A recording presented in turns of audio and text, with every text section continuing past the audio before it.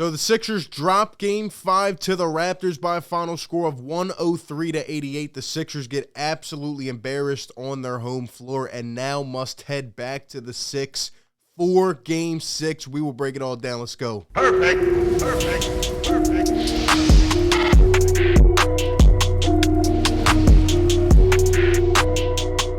What is going on, everybody? RB here. Welcome into Philly Take with RB. Hit the like button, subscribe to the channel, ring the bell so you don't miss any of these videos or when we go live for every single game. Today, we're back, and, win or lose, we're here, but this is a tough one. This is a tough one.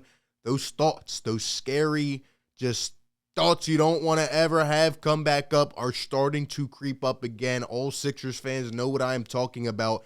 Is it possible that this could even go to a Game 7? I mean, now we're heading back to Toronto, and let me tell you, in a million years, after that Game 3, after that dagger from Joel Embiid, shutting that whole Toronto crowd up, it was so sweet.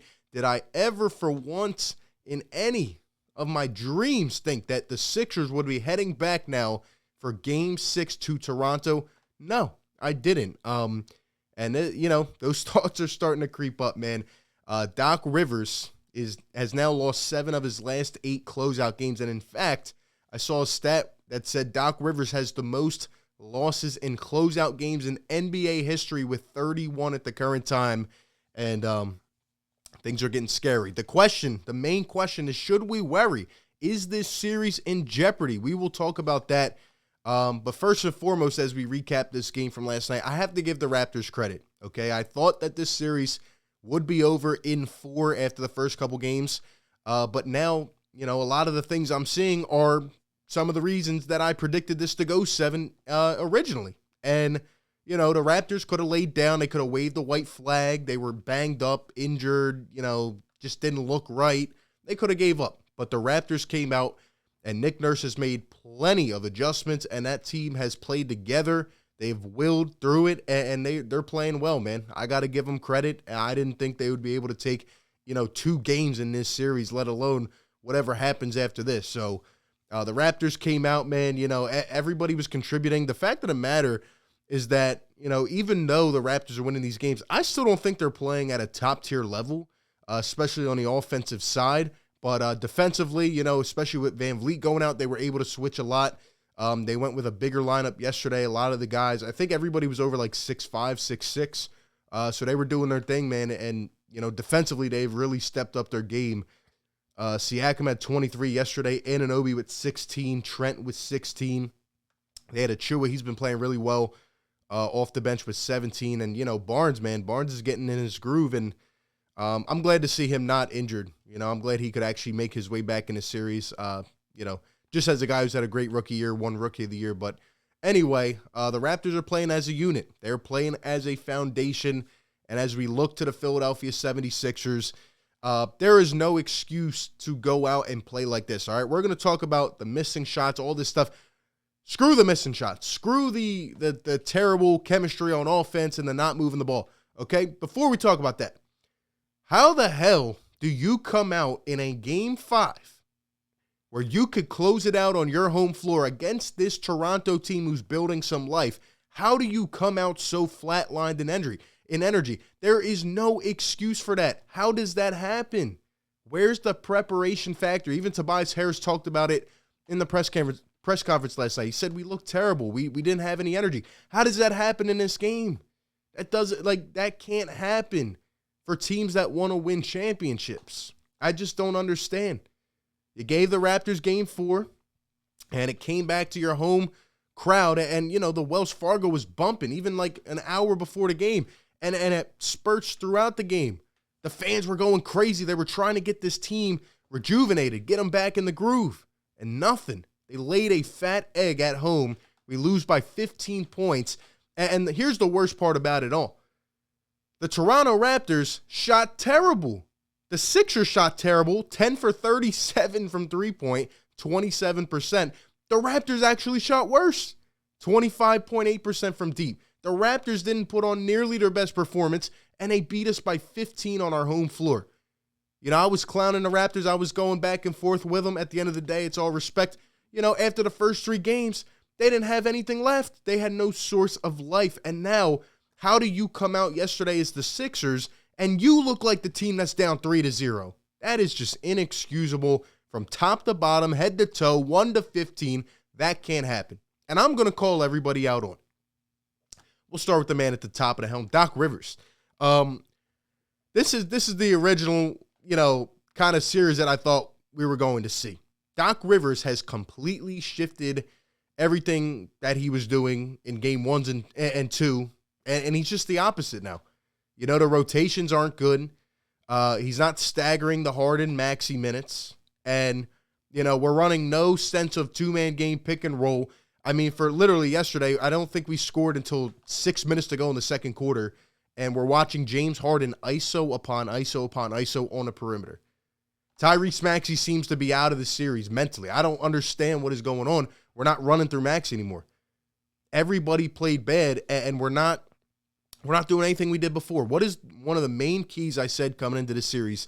The Sixers had to maintain a multi-dimensional offense. We had that in the first part of this series. And now we're too predictable. We know what they're doing.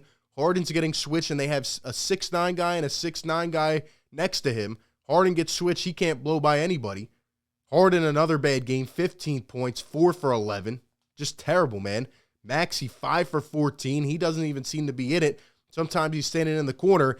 Early in this series, we would have Harden, try to draw another defender and hit Maxey with a quick swing pass. Maxey would take it downhill. And we know Maxey can blow by a lot of these defenders, but he's just not doing it. He's just not doing it. And I just don't understand what Doc is doing there, man. And yesterday, he brings in Matisse Thybulle. And Thybulle, by the way, as much as I like Thybulle as a person, as a defensive specialist, okay, he can't play the rest of the series. When he passed up that shot, and then I think he airballed a layup, passed up a couple more shots, and he hasn't really made any impact defensively. Thybulle needs to get the Furkan treatment. If he's not doing anything within the first 5 minutes, he can't play the rest of the game. And what did Doc Rivers do? He brought him back in the second half, and he gets a quick foul and airballs a layup. I just don't get it. Why are you switching up what works? Why can't you readjust when Nick Nurse goes and makes these adjustments? I listened to Nick Nurse's post-game presser, and the guy sounds like a genius. It's tough, man. It really is tough. Joel Embiid last night, 7 for 15, 20 points, 11 rebounds, 4 assists. I really don't care. Joel, you got to be 10 times better, man. Now, Joel Embiid has the thumb injury. It's bothering him. And if you're not following me on Twitter at RBPhillyTake, definitely do so. I posted a clip from Joel Embiid's press conference last night, and I have to tell you, I am significantly worried about Joel Embiid. The thumb injury is affecting him. I didn't know it was going to this extent. Go listen to that clip I posted. I'm going to pretty much sum it up for you. In that clip, in his post-game presser last night, he pretty much said that with the way his thumb is injured, obviously, he's going to get surgery after the season. They already said that. But it's creating a mental block for the way he's playing. We're seeing Joel posted up a lot on the top of the perimeter. That's another Doc Rivers thing. I don't understand why Joel, against a team with pretty much no centers over 7 feet or 6'10", is not inside the paint. And they're bringing the doubles, and Joel's trying to feed it out, but nobody else is stepping up. In the first couple games of the series, Joel would swing it out, and every other guy was hitting a big shot.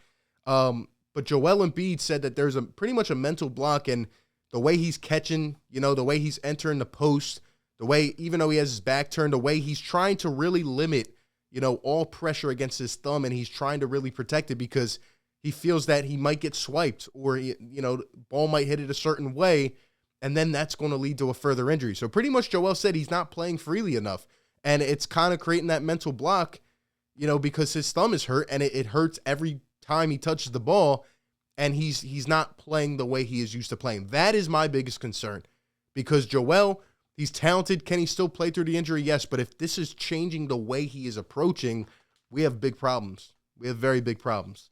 Joel Embiid on the defensive end last night was absolutely terrible. How many times did we get beat on a guy flying to the rim, going up and throwing one down? Joel got caught in the middle too many times.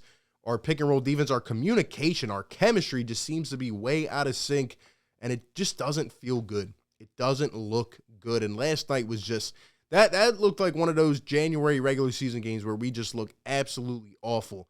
And if Joel isn't great, I don't know if this team can overcome anything.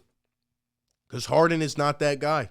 He is not that second star that we thought we were getting. He can still be an efficient point guard, but we need to run a lot of two-man game, and he needs to either, find Joel cutting to the basket or find a cutting Maxey or stuff like that.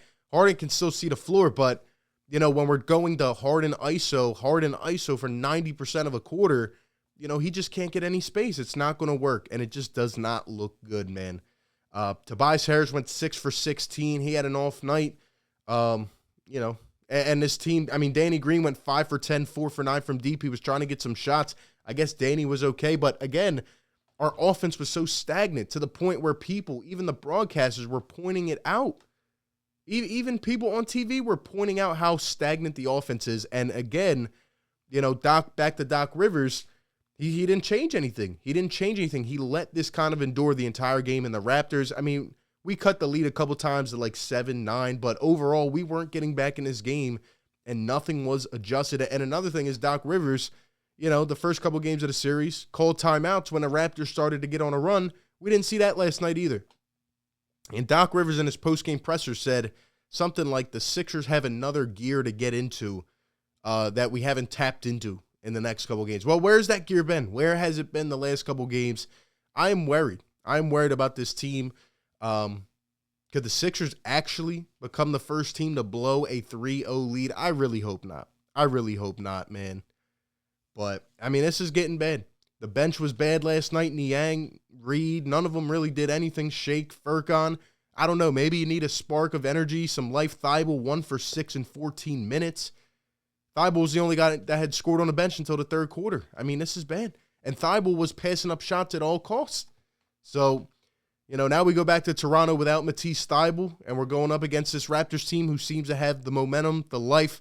I'll end it by saying this, man. The Sixers need to come out and give a swift kick in the ass to the Raptors. Okay, now that the momentum, the spotlight's kind of shifting back to Toronto, the Sixers just need to have their best game. Embiid, you got to push through the injury. Everybody's got to step up and get it the hell done.